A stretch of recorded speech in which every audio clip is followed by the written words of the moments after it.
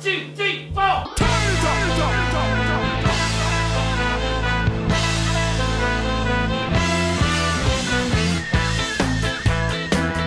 Hello and welcome to the NESN Soccer Podcast. I'm Mark, here with Marcus and Nicholas Goss. And the World Cup is down to the semifinals. We have France versus Belgium and Croatia versus England starting on Tuesday. We are recording here on Monday, back in the office, a beautiful Monday morning here. Everything working perfectly except for the air conditioning. So we just want you to know that we're fighting through it. But before we kind of preview the semifinal, we're just going to take a quick look back at the 4 quarterfinal matchups. Let's just start with the top of the bracket. Uruguay versus France. France now, I think on paper, is the best team remaining, but they had to get by Luis Suarez in Uruguay and looked pretty good doing so. Yeah? Yeah, I mean, Uruguay certainly losing Cavani hurt, but I think France was the overall better team. And Mbappe, I thought, had a fairly quiet game, but France was still in control. And yeah, I think it was good to see France's back line show up a little bit. They gave up 3 goals to Argentina. Hadn't really looked great in the group stage either, but I thought some of their younger players like Benjamin Pavard, TD, Varane, I thought those guys looked a little more composed against a pretty good Uruguay team even without Cavani. Luis Suarez is one of the better strikers in the tournament, obviously. So I thought they looked good. You know, they should have won with Cavani out, and they did their job, and now they face a pretty good Belgium team. Yeah. I think Belgium's probably the best team they face, but did you take anything away from Uruguay, France, Marcus? Yeah. Cavani. Yeah. Cavani. That's what I took. Got to feel bad for Luis Suarez because he was just isolated and contained and shackled and, not having his sidekick. Or in writing the live blog and the previews, I couldn't really decide who was whose sidekick. Sure. But in not being together, it really robbed Uruguay of arguably their biggest weapon and any chance of winning. So it was a big shame. And France took their chances. It wasn't like Uruguay gave them too much. They didn't. There was a 1 goal at the end of the first half on a set piece and just a little mental error.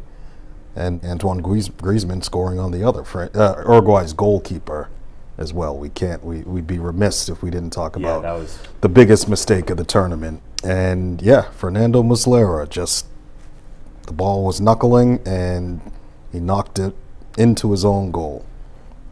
Terrible mistake. What's even worse were the circumstances that surround it, as Muslera was getting belittled all over social media. I found 2 juicy bits of gossip that in between the win over Portugal in the round of 16, and that was a week ago Saturday, in between that and Friday's quarterfinal, his uncle died in a car accident and his grandmother died. Oh, God. Wow. So, tough few days. Before you drag Muslera through the mud, just spare a thought for him first. But above all that, Cavani. Yeah. That's pretty difficult. Yeah. But Christian Stuani replaced Cavani up top, and that's a player who has made 43 appearances for Uruguay with 5 goals. Sort of a journeyman professional.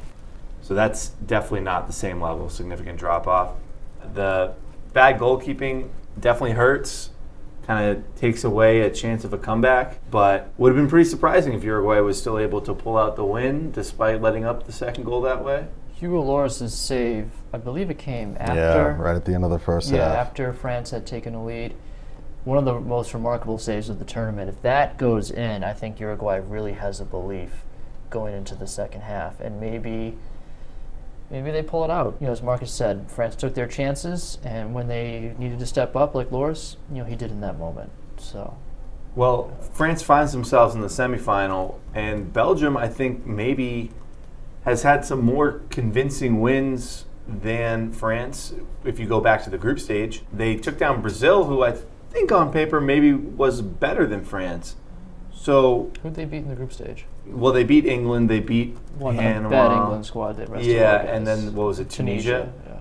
But they just looked on point, whereas France hasn't really done so really throughout the tournament, and that really includes the Uruguay game when you kind of talk about everything, factor in everything we just talked about. But Brazil, I think a lot of people really like them after beating Mexico 2-0, and Belgium didn't look that great, having to have their sort of miracle finish against Japan. But Belgium comes out on top 2-1. What did we like about this game? Bye-bye Neymar, which is kind of a shame. I think he was the biggest star left, but we still have Mbappe for France and Harry Kane. And there's stars everywhere. But yeah, I just really like how Belgium's looking, and I kind of really like them against France, but we don't have to go there. What did you guys think about Belgium versus Brazil? Almost the perfect outing for Belgium. Hard for them. It'll be hard for them to top what they did and reach that level again. They were excellent for all but maybe the last 10 minutes of the game. Thoroughly deserved winners. I don't want to say I told you so, but I was never a believer in Brazil, even though they were playing well and coasted through qualifiers. Just got the sense that there was something, there's something missing with Brazil, and they haven't gone to a World Cup with a top number 9 striker, world class, since 2002, Ronaldo. Yeah. I haven't had that world-class playmaker. So you don't think Neymar is that? No, he's not a striker. Right. He's, I'm talking about a center forward, somebody who gets on the end of things and scores goals reliably. Neymar is a great goal scorer, but not from that position. So yeah, Brazil's not, I guess I've been saying it for years, this isn't your father's Brazil. And these results that, World Cup semifinalists 4 years ago on home soil, quarterfinalists this time around, I think it reflects that their soccer has slipped from the very top. Yeah, I mean, Brazil had 57% possession, 9 shots on goal to Belgium's 3. 9 shots out of how many attempts? 26. 26. They really pounded Thibaut Courtois, who made 9 saves. He was brilliant in this game. Yeah. Their defense kind of cracked in the last 10 minutes or so. Brazil was able to get one back, but he stood tall in net. He had a great save on Neymar late on that curling shot just outside the box. That would have been an incredible goal. It really would have. Yeah. Belgium played well, and they were a bit fortunate to get that own goal right off the bat. Kevin De Bruyne, great shot for his goal. Good to see for Belgium's sake him come alive there, but a bit disappointing for Brazil. When you get 9 shots on target, 26 overall, and that's just a bunch of that sounds like they were just misfiring for much of the game. And a lot of those shots came after they were already down 2-0. They need to have a more sense of urgency early on. Yeah. It just was lacking. So when you look at Belgium versus France, at what point will Marcus believe in the golden generation, or do we just hop on Nick Goss's train with France and ride them all the way to the final? I really like Belgium here, kind of just because I haven't been so convinced by France's performances. I mean, the game versus Argentina was wide open, and Argentina hadn't looked very good at all throughout the tournament. And then we mentioned what happened with Uruguay. So Belgium, I think since that Japan game and that massive comeback, they're kind of riding this wave, and they know it's kind of their one shot. And Marcus, you said it before the tournament that it's just too early for France. A lot of young players. Mm-hmm. And Belgium, it's sort of their time, and I think that sort of all adds up to a very close victory for Belgium. I mean, these Belgian players haven't really won anything either. No, that's what I'm saying. No, they haven't. They haven't won anything. My thing is, France didn't look great in the group stage, and I thought that the Argentina game, because of Argentina's defense, would allow them to kind of break out. And they scored 4 times.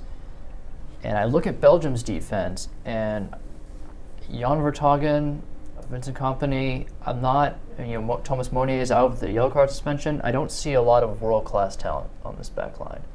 And I think Brazil was able to get a lot of shots on, a lot of possession. I think France can do similar things, and I think France has more players who can score than Brazil. I see a big game for Mbappe here. Lukaku and Hazard haven't scored since the Tunisia game, which was the second group stage game. Right. Wow. So a lot has been made about Lukaku, and he's been good, but he scored against Tunisia and Panama. He hasn't scored against England. He didn't score against Brazil or Japan.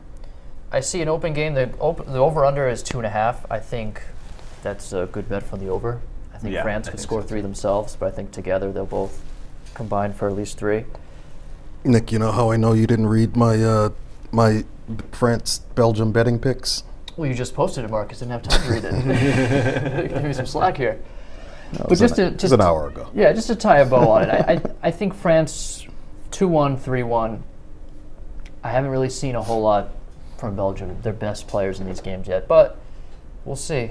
This game's going to penalty kicks. Ooh. It'll be low scoring. I don't expect to see the adventurous Belgium we've seen early in the tournament. I think it'll be that counter-attacking, solid unit we saw against Brazil. France will probably have a little more of the ball, but they won't be storming forward either. 1-1. Yeah. This one's going to be tight. I don't see anything that can really separate the teams. I'll say 1-1 Belgium on penalty kicks. All right. I do agree, Nick, that Mbappe, his ability to just create a chance for himself is kind of this X factor that if he's going to catapult himself into top 5 players in the world sort of conversation, then these are the kind of games where you step up and do something, even though he sort of has already done that. Yeah, but, I look at this Belgian back line, and I see no reason why Griezmann and Mbappe can't to do it. Run wild on this back 4, back 5, whatever Martinez decides to do. What about 3 seasoned center backs? None of them are world beaters, maybe Company, but the others are. Tottenham's defense. Yeah. Doesn't strike any fear of me. Sorry. Best defense in the Premier League 2 years ago. All right, so France and Belgium is sort of like the marquee highlight game, but they're both semifinals, so they're both going to be huge. You dismissing England, Mark? Well, yeah, kind of. But I don't blame you. I do think that England and Croatia, as far as just watching the game and more entertaining game, I expect it to be more entertaining. Than France-Belgium? Yeah, I think there's going to be like more goals, more back and forth. I guess depends on what entertains you. Goals. I would watch the first game then if you want that. Getting to Croatia, England, Croatia had to knock out the host country, Russia, who had an incredible run in the tournament, so much more than was expected of them with their roster of no-name players. Just kind of if we can just talk about Russia quickly, about their journey through the tournament. Their biggest win was over Spain, just as far as most emphatic and most notable, was over Spain in the round of 16, beating them on penalties, and then took Croatia all the way to penalties with some pretty big dramatics within that game themselves. Kind of this never say die attitude, and then I don't know if it was today or yesterday, they went to the Fan Fest or whatever in Moscow, and hundreds of thousands of people just waiting there to cheer them on. So kind of just getting the whole country behind soccer. A great showing by them and a great showing by the country. I'm sure that the whole place is happy for them. Yeah, it was a great story. I mean, it's always nice when the host nation can make a run, and they played pretty well. I mean, they played defensive style, which they kind of had to, because they didn't have the horses going forward to score goals, and they were right there at the end against Croatia. Did very well after going down in extra time to tie it up and go to penalties. A very good performance. We'll see if this run kind of, sometimes these things have a way of invigorating a younger generation to be drawn to the game, and maybe instead of playing hockey, maybe they'll play soccer. Who knows? Right. Or maybe they can do both. But maybe summer and winter. Yeah, I think this could have a really good effect on Russian soccer. I mean, they still have a long way to go before they're a contender to win this thing. But I think it could contending on not home soil. I think it could have a real positive impact going forward. And I think that's probably the hope at this stage for Russia. Yeah. Yeah, positive impact. I wasn't too impressed by what I saw from Russia. They beat Saudi Arabia. Good win over Egypt, handicapped Egypt.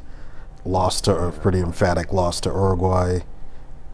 Edged Spain, that was never going anywhere. And then, I guess they took a pretty good Croatia team to penalty kicks. So, yeah, it's about as well as it could have gone for them, given their talent level. I don't expect them to build, Russian soccer, at least in the near term, off of this. Can't really see the team going anywhere. Euro 2020s. This is what Russia did several years ago, where I think they finished 4th in Euro 2008 and kind of thought, wow, these guys are coming. And then they weren't. Then they weren't. Yeah, so. Was that Andrei Arshavin's team? Yes, it was. I think this is just another false dawn in Russian soccer because nothing's really come along to prove me otherwise. Sure. I will say, though, that the Russian fans, when they scored the extra time goal, so many of the shots, people were just hysterically crying in the crowd and kind of just emotional to watch. I was almost brought to tears myself, guys. It's a beautiful game. Did it give you chills? It certainly gave me chills, definitely. But England versus Sweden, the other half of this semifinal. Well, before we get to that, I will also say, Croatia, basically a week ago now, maybe a little longer, I picked them to go to the final, and they've been pretty disappointing despite being still being alive.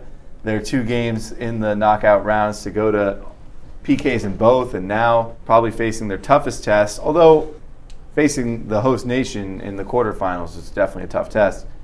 They've got to be exhausted. But They've played a lot of soccer in these 2 games. Yeah. And Modric has played every minute, I think, of the whole tournament, it seems like. And I guess he just never runs out of energy, but maybe he should be the least of my worries. But yeah, they'll face England, who looked great against Sweden. As far as games against Sweden, it was as convincing as anybody has played against Sweden. They're tough to beat. Yeah, so somebody was finally able to break down Sweden and score a couple goals against them. England was able to spare their people the heart attacks that they typically give them. I think this was the first knockout round game that England participated in where they won by more than 1 goal since 2002.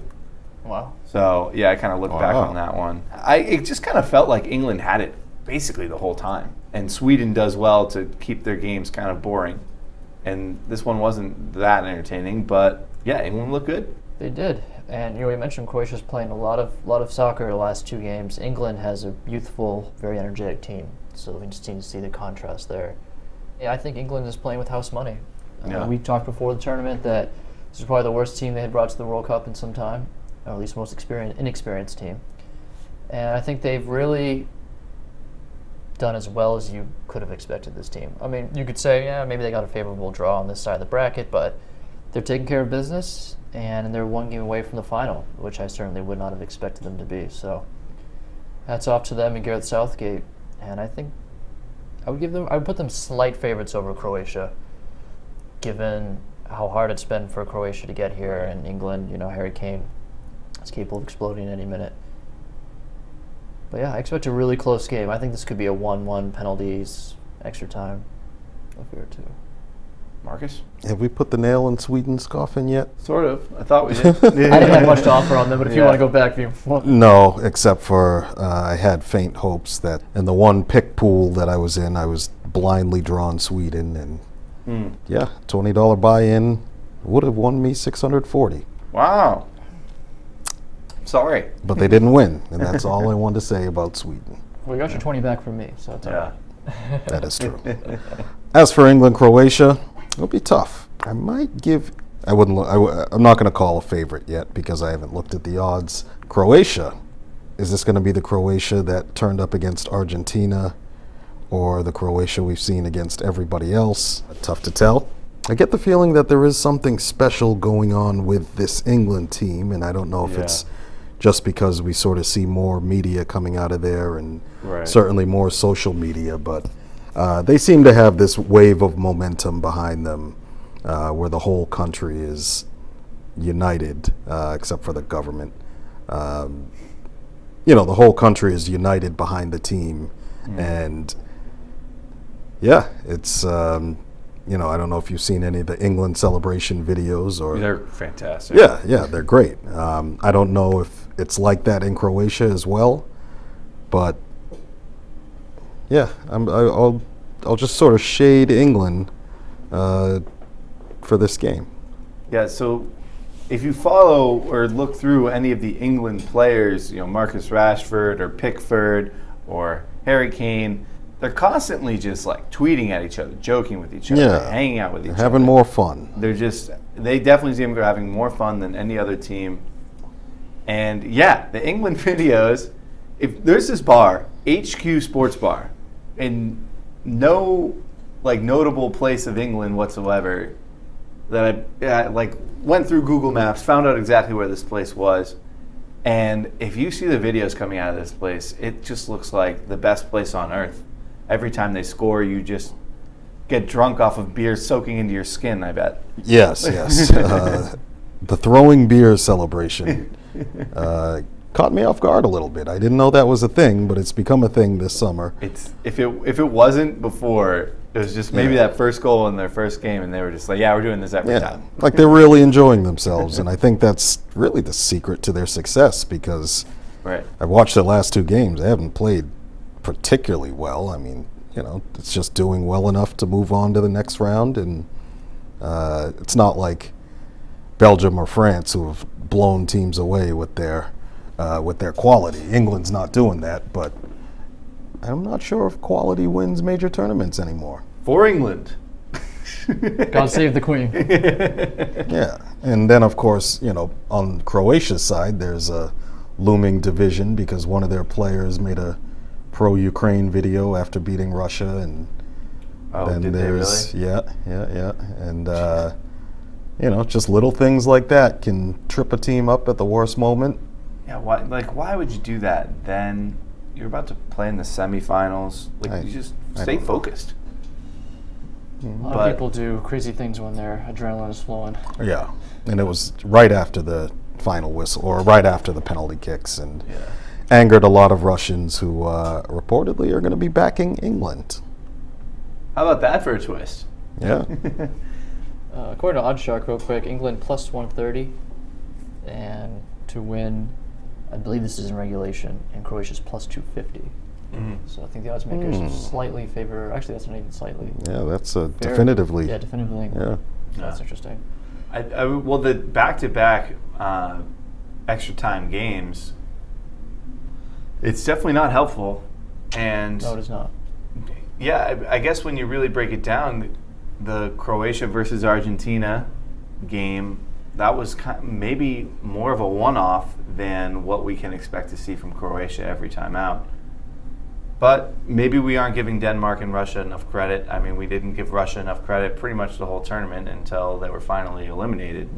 So we'll see how it plays out. I still have a little bit of faith in Croatia, but yeah, it just seems like that building tide of England and Croatia just sort of not playing quite as well as they were even just a week ago. Makes me feel like, England's the team to pick. Yeah, I think England's due for one great game at this tournament, and just for history's sake, this is only England's. I was surprised this is only England's 3rd semifinal.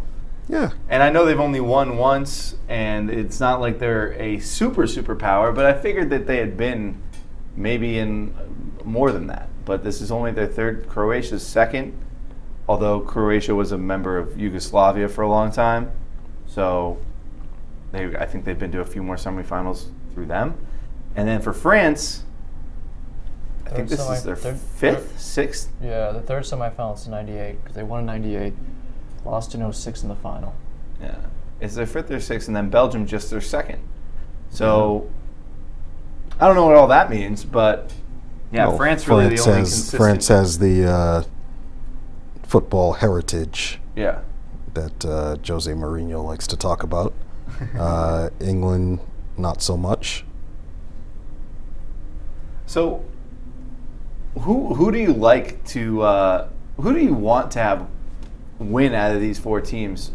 What do you think would be the best story overall? I think England would be the best story if they won. Yeah, I think so too. Maybe Croatia though, just because they seem like they're in sort of their own golden generation, and I don't see them really making another run like this, I don't know, for a very long time. I mean, as far as like underdog story, like the story, I think, Croatia would probably be, but as far as like media coverage and people saying, oh my God, like, England hasn't won since '66, it was on home soil, they finally got over their penalty kick hurdle in this tournament, they're playing with guys who are young and inexperienced.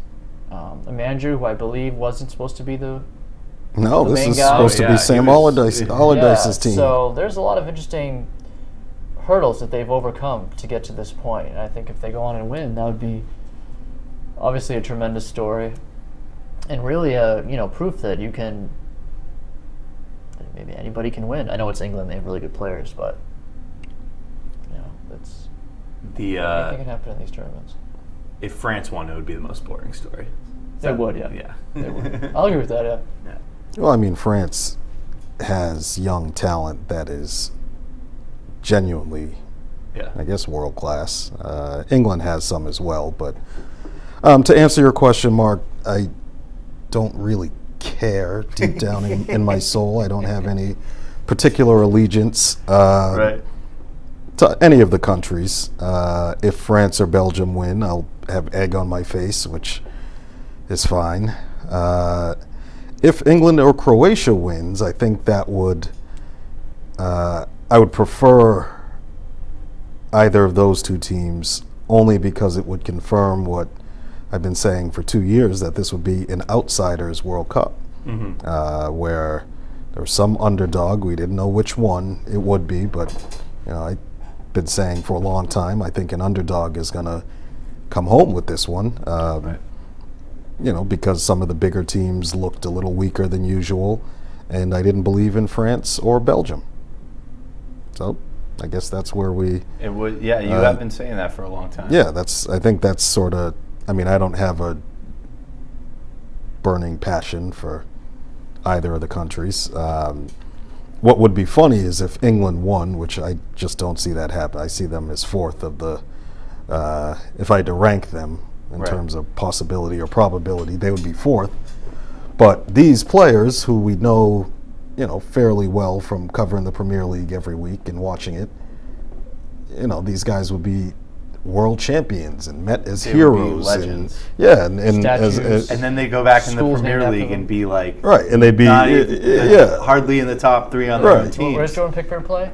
Burnley. Burnley. Yeah, unbelievable. Danger of relegation. Right. Well, no, Burnley qualified for Europe, but Did they really? oh yeah, they finished 7th. Apologies to Burnley fans. Yeah, it's just it's been a weird World Cup the whole time, which is partially why I haven't bothered predicting with any seriousness, because it's everything is just kind of evening out, and it's hard to really tell. I don't think there have been any standout teams in this World Cup. Teams that will look back 20 years from now and say, remember that great France team of 2018. I don't think they played particularly well, except for against the worst Argentina team we've seen in half a generation. Yeah. So, yeah. Well, I guess, take some long lunches on Tuesday and Wednesday. Make sure you're nice and settled away from your boss to be able to take it in, at least get the second half, Yeah, fire up the live stream in your cubicle. Yeah. You don't want to miss these. I will be off on Wednesday, so I will be able to fully engross myself in Croatia versus England. But we will be back again, I believe, on Friday with a World Cup final preview, where we'll also sort of, I believe, look back on the tournament as a whole. And we'll kind of do that again on Monday, when we have a nice 24 hours to digest what takes place in the final. So be sure to join us for those 2 podcasts. If you're listening on YouTube right now, be sure to join us on iTunes by searching NESN within iTunes to follow all NESN podcasts, including every NESN Soccer podcast. Thank you for joining us. Any final words from you guys? I hope to see those Thai soccer team, those boys, at the World Cup final, if FIFA has invited them. And yeah, hopefully they'll be there. Ongoing situation there. Yeah. Well, all right. We'll see you next time. Boy, I tell you so. Come on!